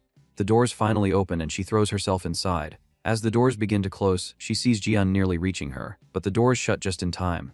Breathless, Heiji wonders what is happening. A voice suddenly speaks from inside the elevator. Startled, she falls to the floor. When the doors open again, she trembles and begs whoever it is not to come closer. She thinks she is about to die and laments that she never even had a proper date. A hand extends toward her. It is Muju. He asks whether she is alright. He cautiously asks if she is Heiji. The girl denies it immediately, covering her face and insisting that he has mistaken her for someone else. She runs toward her apartment door. Wuju calls for her to wait. She curses him and tells him not to follow her. She hurriedly enters her password and slips inside, but he stops the door before it can close. Heiji hits his arm repeatedly, telling him he is wrong and calling him an idiot. Wuju winces and says that he knows it is her because only she calls him that. She retorts that everyone at school calls him that and demands to know why he has been following her. He explains that he saw someone else tailing her and was worried. She asks whether he was truly worried about her. He confirms it. He explains that recently someone has been attacking school bullies. When he saw her earlier, he hesitated because her size looked different, but then he realized someone was stalking her. Heiji explodes, demanding how he dares call her big, and shoves the door harder against his arm. He cries out in pain. She pauses, wondering if she used too much strength. In that moment of distraction, Wuju pulls the door. Heiji loses her balance and falls on top of him. She quickly asks whether he is okay. He replies that she is heavy and he cannot move. Her eyes well with tears. She begins to cry, asking what she is supposed to do. She says that even now she has to endure comments like that from him. She wonders how she gained so much weight in just a few days. Wuju remembers the night the Zodiac spirits descended. He says that he might be able to help her with that. Before he can continue, the elevator begins rising again. Heiji panics, fearing it is her pursuer. Wuju feels the tension too and says they should go inside first. They rush into her apartment and shut the door.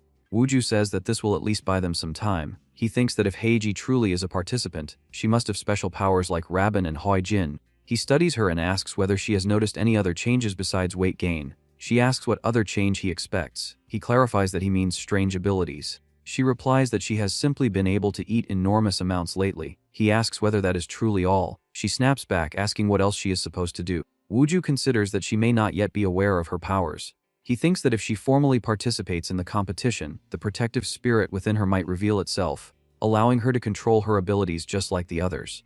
Then he remembers Jian's transformation and admits to himself that it is hard to believe she could be the culprit. He wonders whether this situation mirrors what happened with the nurse. Considering Jian's personality, he feels deeply conflicted. Just then, someone knocks on the door. It is Jian. Her voice calmly instructs them to open up. Heiji panics and collapses onto the floor. Outside, the knocking grows louder and more forceful. Wuju feels his chest tighten again, but this time it is fear, not pain. He tells himself that panicking will only make things worse. Rabin is not here. Nina is not here. He has to handle this alone. He quickly concludes that the only option left is to trust Kiji. He says that he has an idea and starts to explain. But before he can finish, Kiji bolts into her bedroom and slams the door, leaving him standing in the middle of the apartment. Wuju rushes to the door and asks her to open it. From inside, she shouts that she refuses and that she will call the police to deal with both the person outside and him. Wuju says he cannot explain everything right now, and besides, this is not something the police can fix. He begs her again to come out. Inside the room, Kiji trembles. She wonders aloud why these kinds of things always happen to her. Her thoughts drift to earlier that week. She remembers going to meet her friends. One of them had asked who she was. She had stared at them in disbelief and asked if they truly did not recognize her. The boy had replied that he did not know anyone like her and that they were waiting for another friend, so she should leave. She had insisted that she was the friend they were waiting for.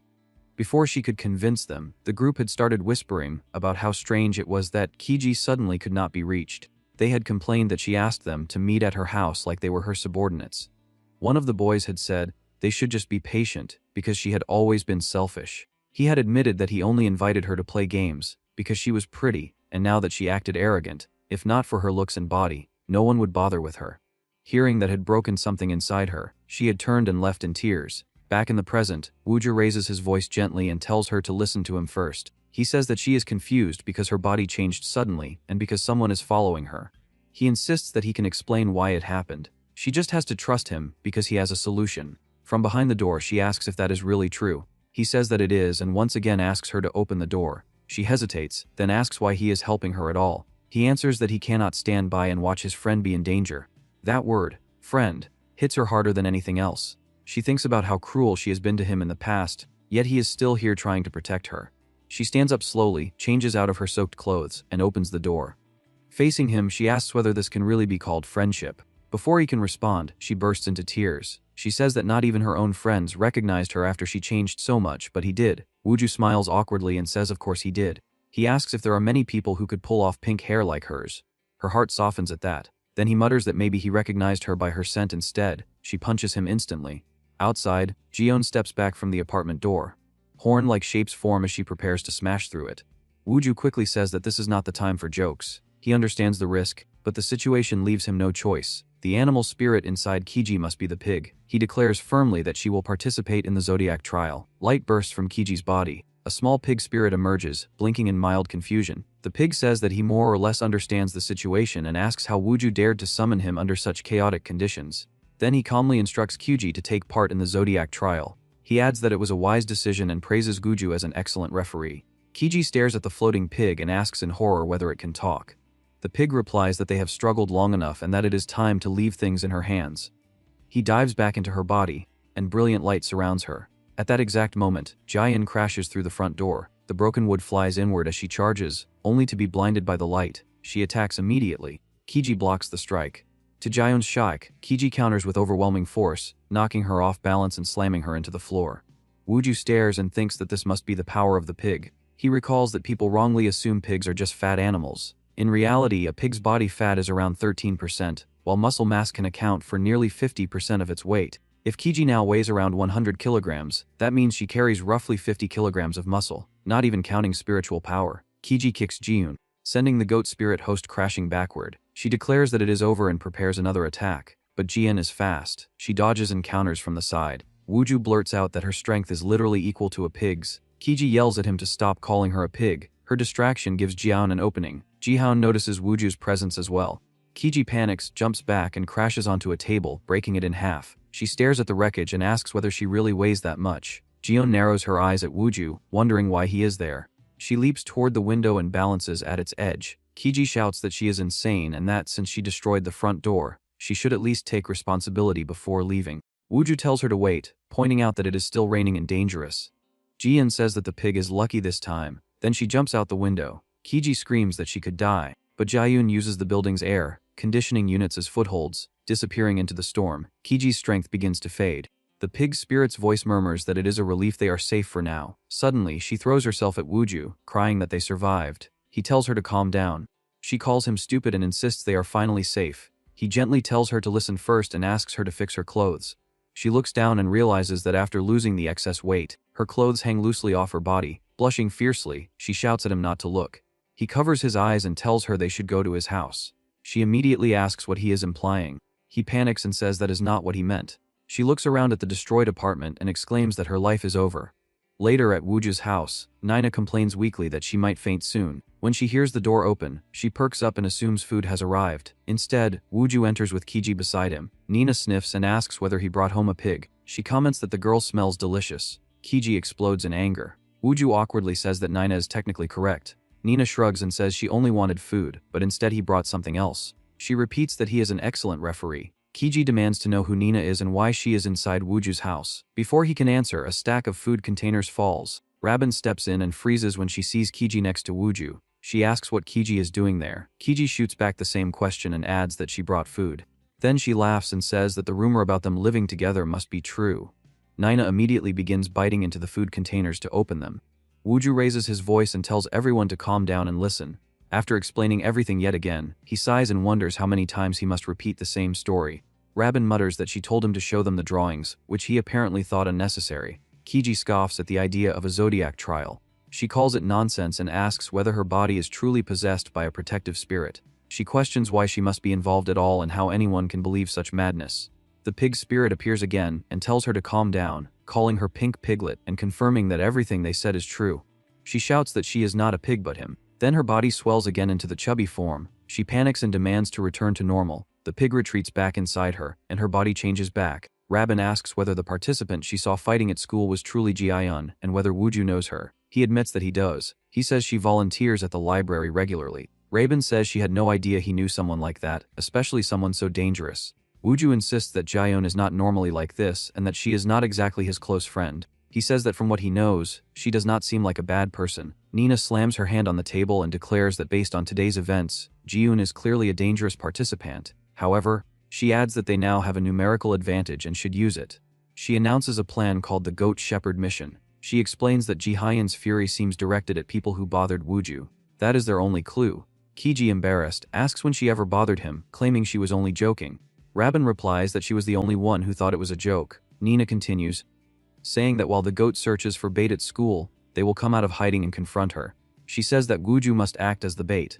She calls him Little Shepherd. He asks if it truly has to be him. She confirms it. He asks why. She replies that it is the only workable strategy, since the goat appears obsessed with him. He can say he wants to speak to her privately, or use any excuse, but the goal is to lure her out. Nina admits there is no guarantee the plan will succeed. She asks whether there is any alternative that avoids violence. Then she remembers something crucial. She reminds them that only 100 days were given at the start, but corrects herself. 90 days remain to gather all 12 Zodiac hosts. If they fail, Wooju will die.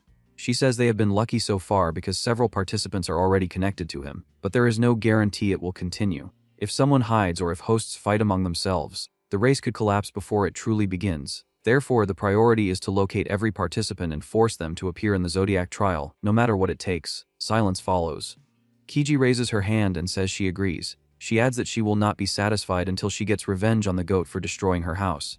Then her expression shifts as she remembers her parents will return soon. Her phone rings. When she answers, her mother bombards her with furious accusations. Kiji jumps up and asks her mother to wait a moment, saying she can explain everything. She hurriedly asks whether the police are there and insists she has not been kidnapped. Wooju quietly asks whether the gymnasium was also destroyed during their earlier fight. Rabin confirms it. She adds that if security cameras captured them, they could be arrested. Wooju shakes his head and says the police would not be the real problem. He says that if footage of a giant serpent appears, the army would get involved. Rabin's eyes widen as she wonders whether the videos might already be airing on the news. Nina steps between them and reminds everyone that the priority is still the Zodiac trial. Rabin stares at her and asks how she can stay so calm after everything that has happened. Nearby, TG is still on the phone with her mother, repeatedly asking her to trust her. Her mother keeps cursing at her and threatens to send her to her aunt's house. TG complains that she does not want to go because she feels uncomfortable there. She says she would rather sleep at a friend's house. The moment she says that, the room falls silent. TG breaks the silence with a smile and asks Wooj if he has a spare blanket he is not using. Rabin reacts in disbelief and asks whether TG has lost her mind. Wooju immediately tells both of them to calm down. Before the argument can grow, Nana hops onto Wooju and demands that they eat first. She says she is so hungry she feels like she might faint. Right then, Rabin's mother enters the apartment, asking why Rabin took so long if she only went to bring food. She stops when she sees the strange scene in front of her. TG greets her politely. Soon everyone is seated around a table piled high with food, and even Nina is eating. Rabin's mother brings in a pot and says that if they plan to invite a friend, they should have warned her. She explains that she made soup as well and warmly offers TG a serving. TG thanks her with perfect manners. Rabin, visibly annoyed, insists that TG is not her friend and asks why her mother cooked so much. Her mother snaps back, telling her to stop complaining and eat quietly. TG wastes no time and starts eating at full speed. Rabin scolds her and asks whether she wants everyone to see her as a pig. TG fires back, asking whether Rabin has been flirting with Wooju this entire time. Rabin blushes hard, demands to know what she is talking about, and tells her to shut up. While they bicker, Wooju sits there wondering if they are really arguing about him. TG finishes her plate until it is spotless and thanks everyone for the meal, saying it was delicious. Rabin's mother smiles and says she must have been truly hungry. Rabin looks down at her own stomach, then at TG's, and silently wonders where all the food went. She grudgingly admits to herself that she envies a pig's stomach. Rabin then asks whether TG is going straight to her aunt's house. TG says yes, but complains that she feels lazy because her relatives will compare her to her cousin the entire time. Rabin suggests she sleep at another friend's house instead, but TG says she does not have any friends as close as Wooju. That leaves Rabin speechless. After a pause, Rabin reluctantly offers to let TG sleep over. TG looks embarrassed and asks how she could possibly sleep at before Rabin quickly clarifies that she means sleeping in Rabin's room. TG asks if she really can. Rabin says that if TG does not want to, it is fine. TG immediately thanks her with obvious excitement. All of this happens right in front of Wooju. He smiles faintly as he walks Nina back home afterward. That night, rain taps against the windows while Rabin and TG brush their teeth side by side in the bathroom. Rabin hands her a toothbrush and tells her to use that one. TG agrees. When they are done, Rabin flops onto the bed while TG spreads a blanket on the floor. Rabin tells her to sleep in the bed with her. TG asks if she is allowed to. They settle down, but then TG suddenly jolts upright. She asks if Wooju has been sleeping with the cat girl every night. She sounds genuinely worried and asks Rabin if she is truly okay with that. Rabin looks at her like she is ridiculous and asks what kind of thoughts she is having. Rabin explains that even if Nina looks human, she is still a cat. TG counters that boys do not care about details like that, leaving Rabin momentarily speechless. TG then softens and tells Rabin she does not have to pretend she is fine. She asks if what happened earlier scared her. She says anyone would be stunned by something that irrational and admits that she was shaken too. She encourages Rabin to at least sleep peacefully for now. TG stays quiet for a moment, then tells Rabin that she thinks Rabin is cool too. She confesses that she used to think Rabin was just the annoying skinny girl in class. Rabin blushes and tells her to shut up and go to sleep. The next morning, TG is still asleep when Wooju appears. He comments that she has terrible sleeping habits. TG wakes with a scream when she sees him. She demands to know why he is there so early. Rabin calmly informs her that it is already noon. TG asks why Rabin looks exhausted like that. Rabin answers that it is TG's fault and remembers the previous night without explaining further. Before they can continue, Rabin's mother calls out. Rabin thinks it must be time for TG to go home. As Wooju walks TG back, he comments that her house was cleaned up surprisingly fast. TG nods, then suddenly asks why they are holding hands like that. Wooju explains that he already told her it is so she can recharge her strength. Nina appears and remarks that it would not have been necessary if TG had simply slept while holding hands with them the previous night. TG immediately says that would have been even weirder and adds that she could have gone home alone. Nina replies that it is for safety, in case someone attacks her on the way. When they arrive, Wooju says that since the situation reached the police, Jian will not dare to attack for now. Nina tells them that they will meet again tomorrow to plan their next strategy. She tells TG not to stay up too late. TG promises she will not. Before they turn away, TG calls Wooju's name. He turns. TG thanks him for saving her, blushing as she speaks. Then she runs toward the building and shouts that he should not forget to thank Rabin too. The next day at school, Wooju tries to wake Nina while Rabin remembers TG's comment about liking that fool. Rabin quickly shakes the thought away and tells herself not to imagine strange things. They head toward the gym. Rabin comments that it looks untouched. Wooju asks what is going on. Nina says she might have an idea but tells them to go see the snake teacher first. Wooju wonders whether TG will even come to class today. None of them notice that someone is watching them. Elsewhere, inside the library, Min Jaeun is tidying books when someone calls her. It is Wooju. When he sees her, he thinks she looks exactly as she always does. A few hours earlier, their group gathered and planned. TG was the first to break the silence, furious because the person who attacked her had returned to school and even cursed at her. Nina mocked her, saying there was no choice since the smell of pork was already in the air. TG exploded in anger. Rabin asked what they should do now and whether the goat shepherd mission would continue. Nina said yes. Wooju surprised everyone by suggesting that it might be better to try talking to Min Jaehyun first. TIG complained that it made her angry. She wanted to know why they could not simply capture Jaehyun and be done with it. Wooju explained that if Jaehyun keeps coming to school normally, it might mean her case is different from Hyejin's. He suggests there could be a specific moment when the spirit takes over her. Nina pounced on him, frustrated, and dragged him out of the classroom. She warned him they did not have much time and said that he can only be a good referee if he also manages to save the participants. She told him they would wait and ordered him not to forget to tell them his location. Then she shut the door behind him. Alone, Wooju reflected that everything is strange. He wonders how Min Jaehyun could attend school as if nothing happened. He assumes she might not realize she lost control the night before. If that is true, then maybe this can be solved through a normal conversation. That is why he decides to explain everything to her and ask her to join the Zodiac race before they use force. Now, standing in front of Min Jaehyun, Wooju cannot find the words. Silence stretches painfully. He thinks he has not even started speaking and yet he is already nervous just standing there. He tells himself it is awkward, but backing out now is impossible. Min Jaehyun asks if he is Wooju and whether he came to return the book he borrowed. He says no. He explains that he came to talk about what happened the previous day. Min Jaehyun's expression changes. She looks confused and asks what he is talking about. Wooju wonders if she is pretending not to know.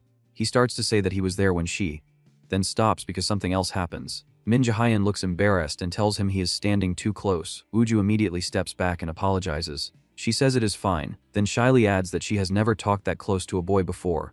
Wooju cannot tell whether she is acting or genuinely flustered. He convinces himself that she is not in the same state as the night before and that he might still persuade her to join the race peacefully. He lifts his hand, intending to touch her shoulder, and murmurs an apology as he steps closer with his eyes closed. Instead, he bumps into the table and knocks a book to the floor. Min Jaehyun stands to pick it up. In the scramble, a small accident happens. Wooju realizes too late where his hands ended up. He jerks back, apologizing rapidly, blurting that he did not mean that. Min Jaehyun, blushing, understands what happened but asks him to please remove his hands. He pulls away immediately. Several people in the library glance over, startled by the commotion. Min Jaehyun asks if they can talk about it another day. Wooju agrees, already convinced that he completely failed. Meanwhile, Do Haiji walks into her classroom as if nothing happened. A few classmates immediately tell her they were worried, and that they are relieved to see her back. Someone else asks whether something happened to her. Haiji answers that she was simply sick. At that moment, footsteps thunder down the hallway. Wooju bursts in and announces loudly that he tried talking to Min Jae-yoon, but it did not work. He suddenly stops when he hears the chatter around him. It is the first time most of them have ever heard him raise his voice like that. A few students wonder aloud if he is excited about something. Some say it is probably because the boys who used to bully him have stopped coming to school, so of course he would be happy. Another student adds that it is strange, because only the people who bothered Wooju seem to be having accidents, implying that maybe Wooju is somehow responsible. Hearing that, Haiji strides up, grabs Wooju by the face, and tells him he is being too loud. She demands that he stop making a scene and orders him to finish what he was saying so everyone knows what he is talking about. Wooju explains that he tried to speak with Min Jae-yoon, but he failed to recite the spell properly. Inside Haiji, the little pig spirit reacts with surprise. Haiji tells him not to worry and says that the important thing is that he tried. Wooju thanks her. Haiji then adds that he even dared to approach a crazy girl like her and asks if he is alright. Wooju grows nervous because she is standing uncomfortably close. Around them, whispers spread through the classroom. Students quietly wonder since when those two became that close. Haiji says there is not much else they can do for now and suggests they simply try again later. Wooju replies that it will be difficult. When she asks why, he confesses that he accidentally touched his superior's chest. Haiji explodes, shouting that he is not only stupid but apparently a pervert too. Wooju stares at her and asks her to wait. He then asks where Rabin is. Haiji says Rabin has a student council meeting in the afternoon but will join them afterward. Later, Nina confronts Wooju and asks if he really tried to force Min Jae-yoon into participating in the race. Wooju admits that he did, because she seemed normal, so he thought a peaceful approach would work. Nina says it was not a bad idea, but asks why it failed. Wooju explains that he made a mistake while trying to touch her shoulder. Haiji immediately calls him stupid again and asks why Rabin still has not shown up. Hoijin mentions she will have to leave soon for a meeting as well and asks what they will do now. Just then, Wooju receives a message. When he sees the sender, his mood shifts instantly. Min Jae-yoon says she wants to talk about what happened earlier and asks if he can meet her later at the park. Wooju announces excitedly that there is still hope for their mission. Meanwhile, at the student council meeting, the leader announces it is over. As they file out, a few members complain that it took too long. Rabin agrees silently, thinking it dragged on longer than expected. Then she receives a message from Wooju. He tells her that Min Jae-yoon invited him to meet in the backyard garden, and that he and the others will go ahead. He asks Rabin to come there as soon as she is free. Rabin assumes he wants to stick to the plan and decides she needs to hurry. Before she can leave, someone greets her. She turns and sees Min Jae-yoon. Jae-yoon asks if she is Rabin. Rabin confirms it, and at the same time wonders why Jae-yoon is not already in the backyard garden meeting Wooju. Jae-yoon smiles warmly and asks if Rabin has a moment, suggesting they talk in the library instead. Rabin agrees, but discreetly hides her phone to send a message without being noticed. Elsewhere, at the park, Do Haiji complains about the goat not showing up yet, and asks why Nina is still so calm. Then Haiji suddenly grabs Wooju by the collar and demands to know what is going on and why Rabin has not arrived. Wooju says Rabin should already be with them, because as far as he knows there should not be any other student council activity happening in the library. At that moment, a message arrives. It is from Rabin, full of spelling errors, saying that she is going with the goat to the library. Nina squints, confused as she tries to decode it. The pig spirit reads it immediately and understands. Haiji grabs Wooju and orders everyone to run there now. Wooju asks why she is moving so fast. Haiji explains that Rabin's sloppy, mistake-filled message suggests she wrote it in a rush, either secretly or while in danger. They sprint to the library. Do Haiji kicks the door open. Wooju rushes in and asks whether Rabin is alright. The moment he sees the scene inside, he freezes, because the girls are already mid-fight. Everyone hesitates for a heartbeat, not sure how to react. Then Do Haiji demands to know what is going on. Wooju, stunned, thinks about how absurd it is that they are fighting at all, and he also wonders when they became close enough to be in the same mess like this. Then Rabin collapses to her knees, drained of divine power. Nina shouts that they need to attack now. The pig spirit looks confused, but Nina quickly explains that the goat has absorbed the rabbit's sacred power. Nina launches forward. Min Jae-yoon begins to transform, revealing a new appearance as the goat spirit surfaces more strongly. Wooju runs to Rabin and asks how she is. He takes her hand and begins transferring some of his divine power into her. As he does, he thinks that the goat did not fully drain Rabin, only partially, leaving her at about half. Rabin steadies herself, stands and says she is fine. She fixes her eyes on the goat, remembering what happened just moments earlier. In that memory, Rabin asks Min Jae-yoon what she wants. Min Jae-yoon asks what Rabin and Wooju are planning, leaving Rabin briefly confused. Jae-yoon then asks whether they are investigating the culprit behind the recent incidents at school. Rabin asks why Jaehyun would assume that, and what it has to do with her. Min Jaehyun answers immediately and admits that she is the culprit. Rabin is struck speechless, unable to understand why she would confess so easily. The goat spirit remarks that the one who hid during the earlier chaos was Rabin. Rabin grows tense and asks whether she has already been exposed. She demands to know why Jaehyun has been doing these things. Min Jaehyun tells her not to interfere. She says she does not understand why Rabin is protecting Do Haiji. She argues that Rabin has nothing to do with Haiji, and that it is better to punish the ones who cause trouble. Rabin observes that Min Jaehyun does not sound like she is thinking clearly. Still, now that the truth is out, Rabin says she will explain quickly. She reveals that the Zodiac trial is beginning again and that Min Jaehyun is possessed by a strange animal protecting spirit. That is why Rabin and Wooju are protecting Do Haiji, because Haiji is also meant to participate. Rabin adds that Jaehyun's violent behavior is caused by that spirit, which awakens and amplifies human desires. Min Jaehyun questions the Zodiac trial. Rabin explains that she is not the only one possessed, listing herself, the nurse, Do Haiji, and many others.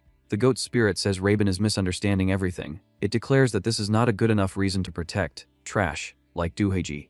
Then Min Jaehyun stands and starts to walk away. Rabin follows, insisting that possession intensifies thoughts and emotions, and says Min Jaehyun must meet Wooju so that everything can return to normal after the Zodiac trial. Min Jaehyun removes her glasses and keeps walking. Rabin yells for her not to run and realizes she may have no choice but to use force. Then Rabin notices that Min Jaehyun is closing the door behind them. Rabin asks who is really trying to escape. As Rabin turns back, she demands to know why Min Jaehyun did that. Rabin feels a strange pressure in the air and asks why Jaehyun changed so suddenly. Sensing danger, Rabin tries to flee. The goat moves faster and grabs Rabin by the ears, holding her in place. The goat demands that Rabin repeat why she is protecting Do Haiji. Rabin tries to move but cannot. The goat declares that Haiji and the others are bullies. Rabin agrees but insists that violence is not how problems are solved. That enrages Min Jaehyun even more. The goat asks what Rabin just said and accuses Rabin of staying silent when they bullied Wooju, yet now suddenly acting righteous. Rabin panics, then thinks quickly and shouts that Wooju would hate that attitude too. The goat becomes even angrier. Still yanking Rabin's ears, she demands to know how close Rabin and Wooju are. She says she heard they live together and asks whether they are close physically as well as emotionally. Rabin, unsettled, asks what she is implying. The goat says she wants to ask something directly. What Rabin thinks of Wooju, and whether Rabin truly feels nothing for him. Rabin answers that she does not, explaining that they have known each other since childhood and are nothing more than friends. Min Jaehyun slams Rabin against the wall and comments that it is good if that is the case. Then she admits the truth with chilling clarity. She says that she likes Wooju, she likes him a lot. And in that instant, Rabin understands why Min Jaehyun attacked the bullies in the first place. Everything was done for Wooju. The goat spirit leans close to Rabin and proposes a deal, whispering an offer into her ear. After murmuring it, she adds that if Rabin accepts, she will agree to take part in the Zodiac trial. Rabin asks what happens if she refuses. Min Jaehyun answers without hesitation that if Rabin rejects the offer, she will completely destroy Do Haiji, and she guarantees nothing about what might happen to the nurse either. Rabin asks for a moment to think. Instead of waiting, Jaehyun kisses her, pressing in with deliberate intent. Back in the present, the goat slams Nina aside and throws her straight into Wooju. Rabin watches, stunned as the goat raises a finger to her lips in a silenced gesture. The goat's eyes seem to tell Rabin to think carefully before making any decision. Rabin escapes, but the gesture leaves her confused about what the goat truly wants. Once Rabin is out of reach, her friends rush to her and ask if she is alright. Nina immediately crouches and inspects beneath Rabin's skirt. Rabin demands to know what she is doing. Nina answers that she is checking for injuries and confirms that aside from her sacred power being cut in half, there are no additional problems. Wooju asks if Rabin is in better condition than when the nurse drained her. Nina confirms that she is, and adds that something prevented the goat from stealing all of Rabin's power. Rabin remembers the goat's warning gesture and considers that this might be connected. Nina notices Rabin's expression and comments that she seems to know something. Rabin tries to dismiss it, saying that maybe the goat failed to drain her completely because Rabin resisted strongly. Nina grows thoughtful, then says that regardless, it is good news. With the pig on their side, they can handle the goat together. Nina also notes that the goat is not targeting the arbiter this time. She declares that they will attempt the mission again and stresses that the most important part is the arbiter's surprise attack. While Wooju helps Rabin recover, he must wait for the right moment and not charge in alone. Elsewhere, the goat jumps from the building and pauses to observe. Do Haiji asks whether they truly have to go that way, admitting she is not ready. Nina gives a slight smile, grabs Haiji's hand, and orders her to jump. When they land, the pig host screams that Nina is insane. On the ground, the goat begins running. The pig and the cat sprint after her. Nina reflects that the most irritating thing about the goat is that she has some of the best abilities. Her charge is a real threat, but mainly in a one-on-one fight. Nina turns to Do Haiji and tells her to block the goat's path. Nina explains the trap: if they pretend to split up, the goat will likely chase the pig, because the pig is her original target and looks like easier prey. If Haiji runs ahead, the goat will be lured into position. Haiji runs as instructed, but when she looks back, she realizes Nina is not behind her. She asks why Nina is not following. Nina mutters that this was not expected and wonders why the goat is chasing her instead. The goat answers that Nina is more annoying. Nina says it does not matter. Even if the goat absorbed half of the rabbit's sacred power, she still cannot defeat Nina. Nina declares that choosing to chase her is a mistake, meaning the goat already lost. She leaps at the goat. The goat pulls something from her pocket and says she does not rely on stupid tricks like Nina does. She throws a ball that bursts into a cloud of leaves. Nina hits the ground confused. The goat says it is normal that Nina is affected since it is her first time experiencing it. She reveals the truth. It is catnip. Nina's body reacts immediately. Her thoughts blur, and agitation takes over. The goat says that catnip makes cats lose their minds, but assures her it is not dangerous and tells her to enjoy it as much as she wants. Nina tries to reach her opponent, but she cannot think clearly enough to move properly. Meanwhile, Haiji reaches Wooju and Rabin. Wooju, seeing her arrive alone, asks where Min Ji-yoon is. The pig host answers that she does not know. Then the unexpected happens. The goat suddenly appears behind them. Before Haiji can react, she is struck brutally, sent flying into the wall. The goat continues attacking without pause. Rabin watches in horror. The pig screams in pain. Wooju freezes, shaken by the violence, and desperately wonders where Nina is. On the floor, the pig tries to rise, but the goat grabs her by the hair and drags her up. Wooju forces himself to wait. He reminds himself that their only chance is the surprise attack, and if he acts too soon, he will ruin it. The goat taunts Haiji, saying she always bullied others, and now that the roles are reversed, she asks how it feels. Haiji pleads that she understands and begs her to stop. The goat, furious, asks what she supposedly understands. Haiji says it is all her fault.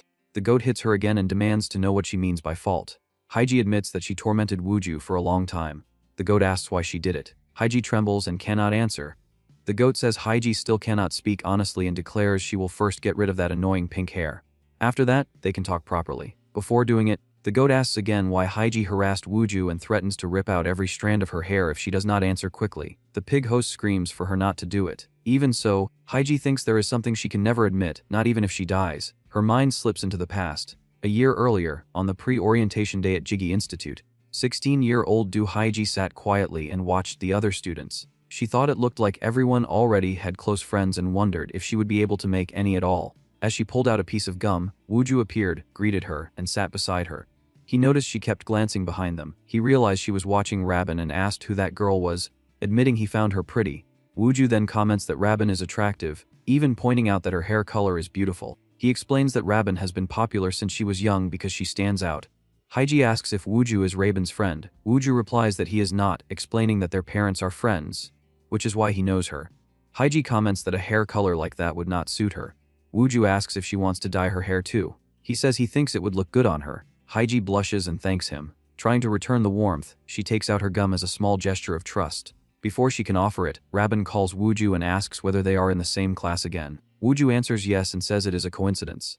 Rabin tells him to get up and go to the cafeteria together. Wooju leaves and Haiji is left behind. Then, on the first day of the new semester, Wooju walks down the hallway until someone calls his name. He turns and sees a girl with pink hair greeting him. It is Haiji. She thinks to herself that she always planned to change her hair, but she did it because he said it would look good. Wooju, however, asks who she is. Haiji is stunned. Then Rabin calls Wooju again. He greets Rabin and walks away with her, leaving Haiji standing alone.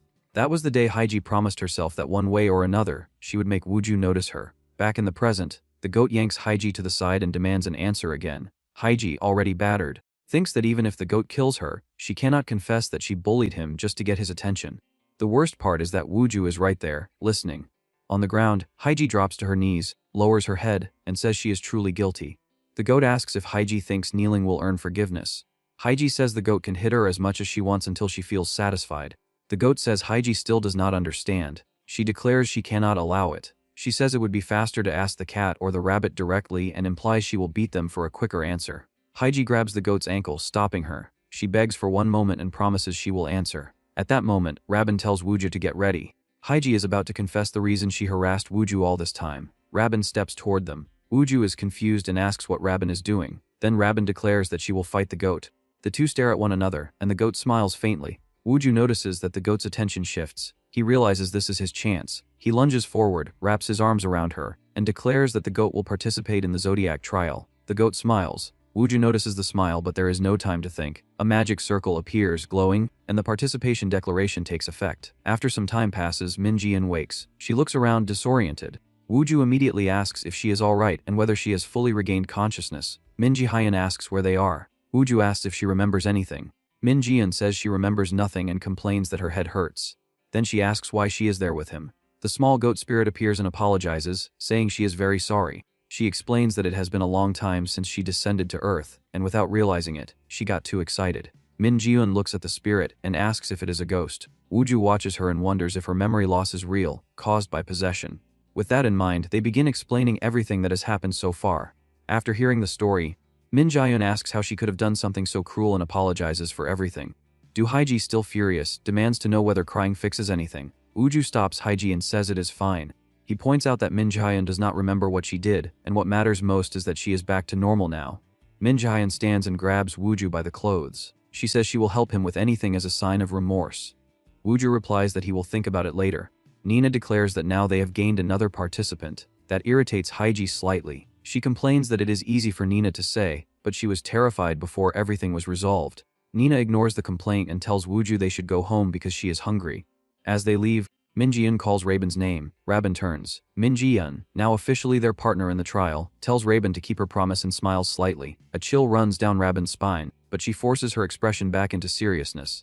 By the end of the day, Min Jian returns home. She sits on the floor, curls into herself, and starts laughing. The goat spirit watches and becomes uneasy. The spirit quickly explains that Min Jian is simply happy because Wuju hugged her. As if proving the point, the spirit reveals that Min Jian's room is filled with photographs of Wuju.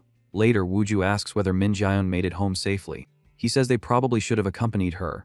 While she recovers her strength, Du Haiji snaps that he should not worry about her and complains that her scalp still hurts from how the goat yanked her hair earlier. Wuju says the same thing happened to Raben and asks if Raben is alright. Raben is lost in her thoughts until Wuju calls her name again. She answers automatically that she is fine. Du Haiji complains that she does not understand why they are suddenly on her side, saying that she is crazy and does not deserve it.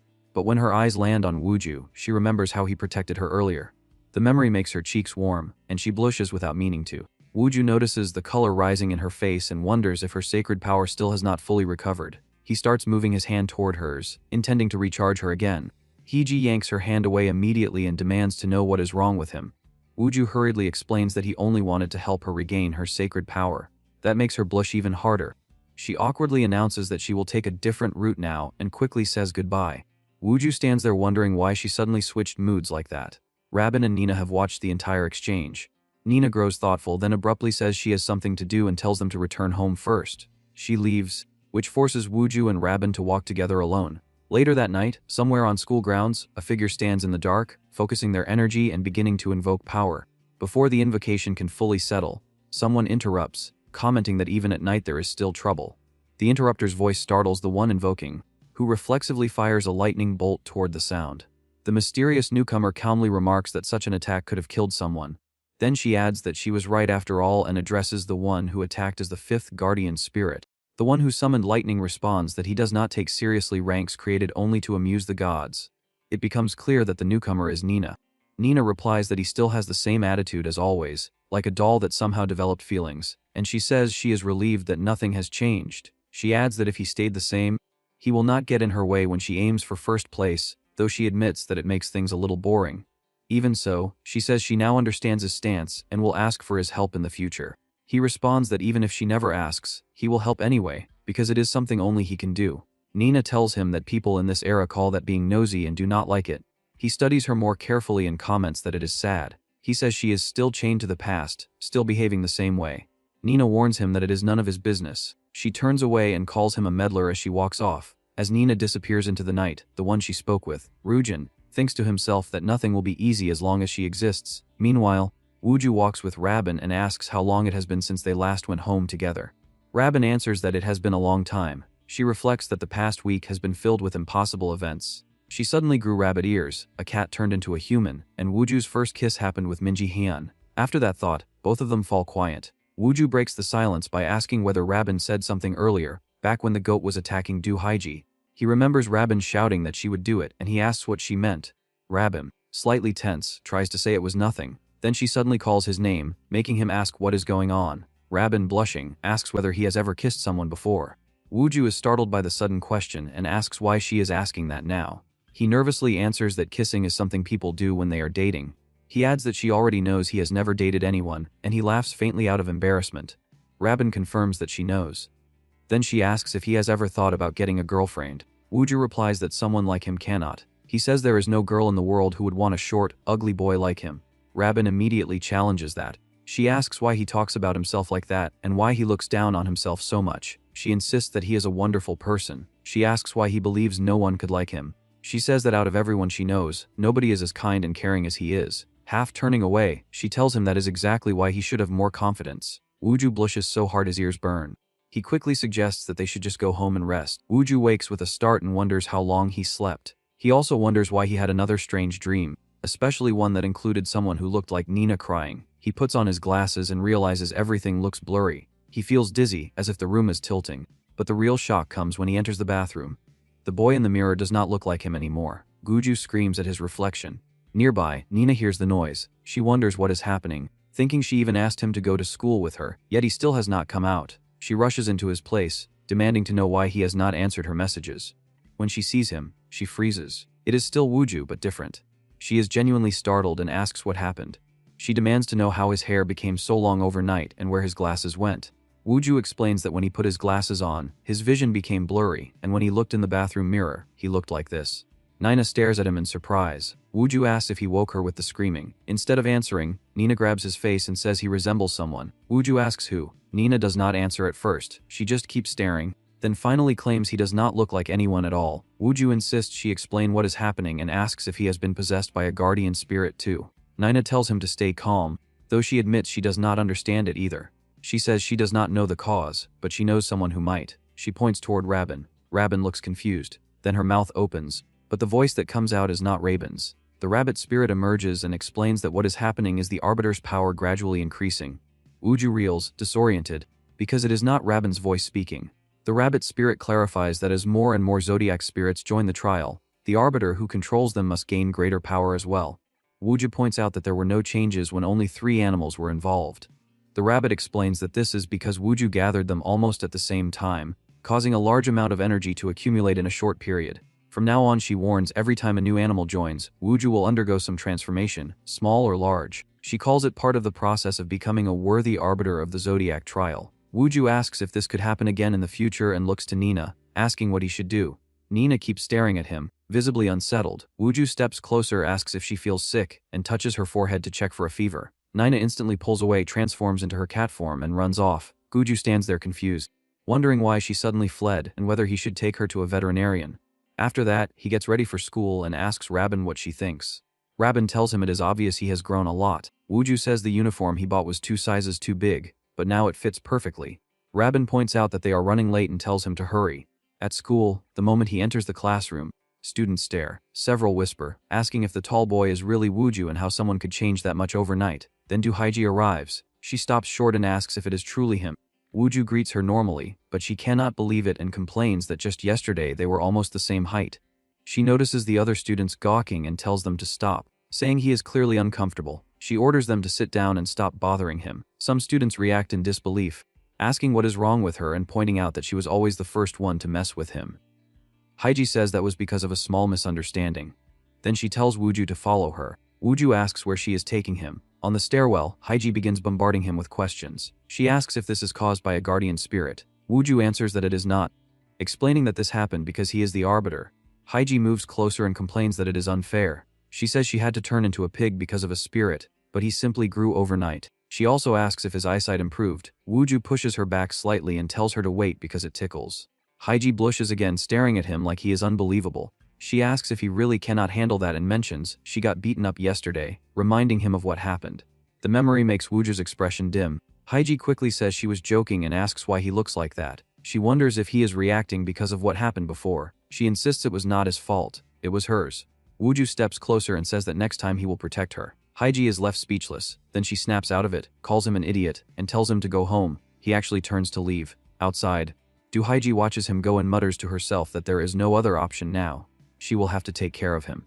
Just then, Rabin arrives and startles Haiji by calling her name. The pig host flinches and asks why Rabin is there. Rabin does not answer right away. Instead, she asks what Haiji thinks about Wooju. Haiji looks confused and demands to know what Rabin means and why she would want an opinion about that idiot. Rabin clarifies that she is asking from a girl's point of view, about a boy. Haiji hesitates, then says that Wooju still has a long way to go. She adds that maybe when he becomes more mature, he will be better. The moment she realizes how that sounded, her face goes red. To escape, she abruptly declares that she is hungry and sprints toward the cafeteria. Rabin stays where she is, thoughtful, then returns to class and hears everyone talking about Wooju. Students keep commenting on how different he looks now, taller, more noticeable, and somehow more attractive. They say people are starting to look at him differently. Rabin thinks that the attention is only because he is tall now. She tells herself that Wooju's real charm has not suddenly changed. Then her mind drifts to the goat's words. The request she mentioned. Rabin remembers the goat openly saying she wants to pair up with Wooju, admitting she likes him.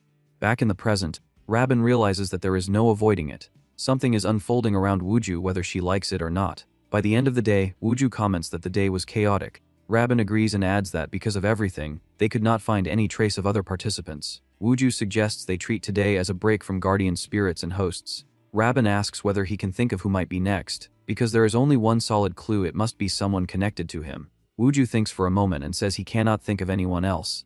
Still, he admits there must be someone close that he simply has not noticed. Rabin decides it is time and calls his name. Before she can say anything, someone else calls him first. A blonde girl runs up to Wooju, asking if he really is Wooju and excitedly commenting that he has grown so much. She greets him by kissing his cheek, then wraps him in a hug. Rabin reacts immediately, demanding to know what the girl is doing. Wooju looks just as startled and asks himself why she is acting like that all of a sudden. He gently pushes her away and calls her by name, saying, "Woo." The blonde girl repeats that he has grown a lot. Then she looks at Rabin and asks who she is, directly questioning whether Rabin is Wooju's girlfriend. Rabin and the girl stare at each other. Rabin's mind flashes to the thought that Wooju might have an older sister, but then she notices the girl looks foreign and wonders who she really is. The girl asks again whether Rabin is his girlfriend. Rabin denies it quickly, then turns the question back and asks Wooju who the girl is. Instead of answering Rabin immediately, Wooju greets the blonde girl properly and says that it has been a long time. The girl agrees and points out that 10 years have passed. Her name is Scarlet Wu, and she is Wooju's childhood friend. They first met more than a decade ago in Hoengsong, when Wooju was still in elementary school. Because of family circumstances, he used to spend all his vacations in the countryside. The place he stayed was remote even by rural standards, and he often felt lonely because there were no kids his age around. One day, he was outside watching a cow when someone asked him what he was doing there. That was Scarlet, the only child living nearby. She asked if he was the boy visiting from Seoul. Wooju noticed she was a foreigner, yet her Korean was fluent. Scarlet introduced herself and offered her hand. Before they could shake, an older woman appeared, greeting them and asking if they were hungry. It turned out Scarlet was the granddaughter of a famous shaman family in the area. She stayed in the countryside because her health was fragile, and she needed to recover. Wooju's grandmother and Scarlet's family treated each other like relatives. From that point on, the two children spent their days together, growing attached through simple games and long afternoons. One day, while they played by the river, Scarlet suddenly coughed and spat up a bit of vital fluid. Wooju panicked and asked if she was all right. Scarlet laughed it off and told him not to worry. Wooju insisted anyway and told her to climb onto his back so he could carry her to his grandmother's house. But then summer ended. On the day the vacation was about to finish, young Wooju ran to Scarlet's house, barged into her room, and asked what they would do that day. She was gone. In the present, Wooju explains that his grandmother told him Scarlet left to study in the United States, where her mother lives. Now she has appeared again, as if she never left. Scarlet hugs him again and says those days were wonderful. Rabin watches, surprised by how affectionate Scarlet is. Wooju agrees and says they were like siblings. Scarlet admits she felt terrible about leaving without properly saying goodbye. Wooju says that now that he thinks about it, he wonders if she is healthy, because he heard she was receiving treatment while she was away. Scarlet says she is fine, then hits him lightly, complaining that they have not seen each other in years and he is already interrogating her. Wooju comments that she seems much more cheerful now. Scarlet laughs and brings up the fact that she used to bathe him when they were kids, which shocks Rabin even more. Wooju hurriedly says that was only when they were small. Scarlet pats his head and says he has become more manly. Wooju asks what brought her here and whether she only came briefly to visit. Scarlet denies that and reveals she moved here, specifically to the building across from where Wooju lives. Rabin immediately asks why she would move to that exact place. Before Scarlet can answer, Rabin's mother appears. She asks if Scarlet is Miss Wu and says Wooju has talked about her before. She introduces herself warmly as Wooju's mother, which leaves Wooju confused because he did not expect her to appear right then. Scarlet links arms with Rabin's mother and asks her to take care of her. Rabin's mother calls Scarlet sweet and invites her along, saying she will show her around the neighborhood. Scarlet happily agrees. Before leaving, she tells Wooju and Rabin that she will see them later, then walks off with Rabin's mother, leaving the two students behind. Rabin watches them go, then asks whether a childhood connection like that could be strong enough for Scarlet to become a participant too. Wooju does not answer. He just stands there with a blank, slightly foolish expression. Rabin notices that look. She quietly says goodbye and leaves him behind, still confused. Later, Rabin sits in her room and thinks for a while, then she takes her phone and calls someone. The goat answers. Rabin asks when would be a good time for her. Elsewhere, Nina thinks that the situation is obvious. She believes it is exactly as the rabbit explained. Wooju's appearance changed because the Arbiter's power is awakening, and there is nothing to fear. Soon after, Wooju comes home and announces that he is back. Nina greets him and asks if there is any news about other participants. Wooju replies that for now there is only one possible candidate. As he speaks, he lifts his shirt slightly to wipe off sweat. The gesture leaves Nina a little flustered and blushing. Wooju steps closer and asks whether someone very distant could still count as a participant. Nina does not answer. Wooju leans in further and asks whether she is listening to him. That makes Nina visibly nervous. She suddenly turns into a cat and tries to run. Wooju stares confused and asks why she keeps running away like that. Nina, while fleeing, wonders why she reacts this way whenever she sees that foolish face of his. Before she can escape, Wooju catches her and tells her to stop because the house is turning into a mess. Nina shifts back into her human form in his arms, and the sudden change makes Wooju lose balance and fall on top of her. Wooju grimaces and says this cannot continue. He asks whether it is accumulating. Nina, startled by his words, asks what he is talking about.